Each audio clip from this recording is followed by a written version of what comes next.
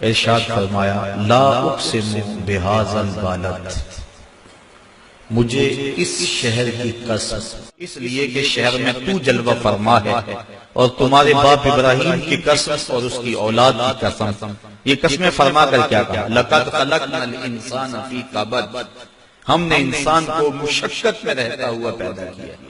انسان کی زندگی کا مقصد یہ نہیں ہے کہ وہ آسائشیں اور سہولتیں ہی تلاش کرتا رہے، کہ اس کے لیے زندگی میں کوئی کٹھن مرحلہ نہ ہو۔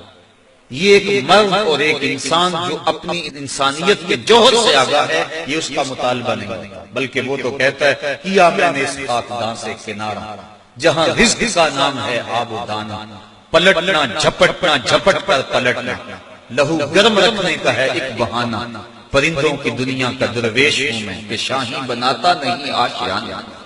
یعنی انسان مشقتوں میں رہتا ہوا پیدا کیا گیا، بالکل آسان زندگی، سہل زندگی، کوئی تکلیف نہ پہنچے، مخمل کے فرش پہ بھی چلے تو پاؤں میں موچ آ جائے، کیلا کھانے سے بھی جو ہے وہ دانت ہلتے چلے جائیں، یہ ایک مرد کی پہچان نہیں ہے۔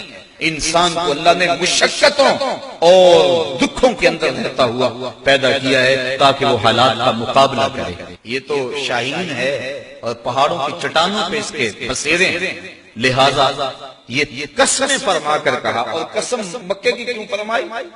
شہر محبوب کی قسم کیوں فرمائی؟ اس لیے کہ اس شہر میں حضور نے پتھر کھائے تھے، اس شہر کے اندر گڑھے کھودے تھے، اس شہر کے اندر اجڑیاں ڈالی گئی تھی، اس شہر کے اندر حضور علیہ السلام کے اوپر کوڑے ڈالے گئے تھے، اس لیے کہا محبوب اس شہر کی قسم، جس شہر میں تم نے دکھ سہے، جس شہر کے اندر تم نے تکلیف سہی، کھدے ہوئے گڑھے، بچھے ہوئے کانٹے، راستوں کی تکلیفیں تم نے سہی اور ہنس کے سہی، میرے نام پہ سہی۔ محبوب اس شہر کی قسم، ہم نے انسان کو آسائشوں میں رہتا ہوا نہیں بلکہ دکھوں کے ساتھ ٹکراتا ہوا پیدا کیا۔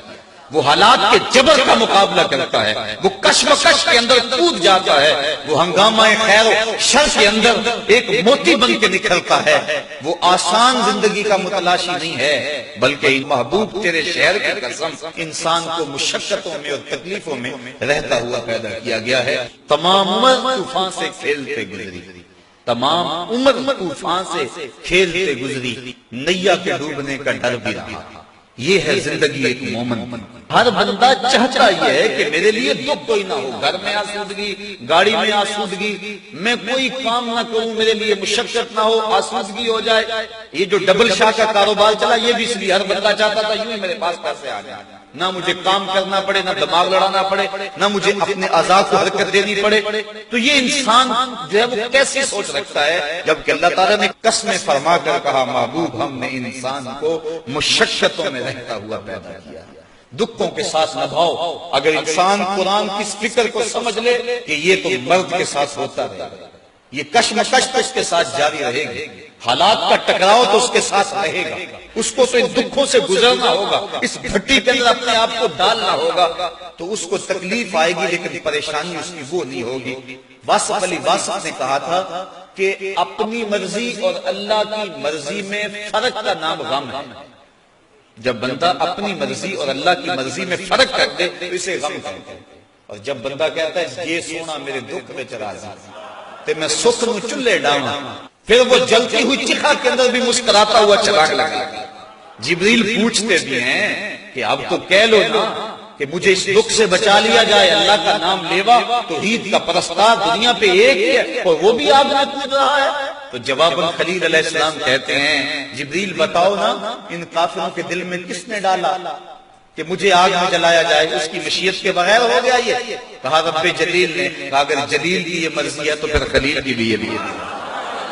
تو پھر انسان کے لیے دکھ نہیں رہتا بلکہ اس دکھ کے اندر سے بھی انسان لذت کشش کر لیتا ہے۔ تو کہا انسان کو ہم نے مشقتوں میں رہتا ہوا پیدا کیا ہے، دکھ اس کا گھیرا کریں گے، بیماری اس کا گھیراؤ کریں گی، غربت پسماندگی اس کو تکلیف دے گی، لیکن یہ حالات کا جبر کا مقابلہ کرتے ہوئے آگے بڑھتا چلا جائے۔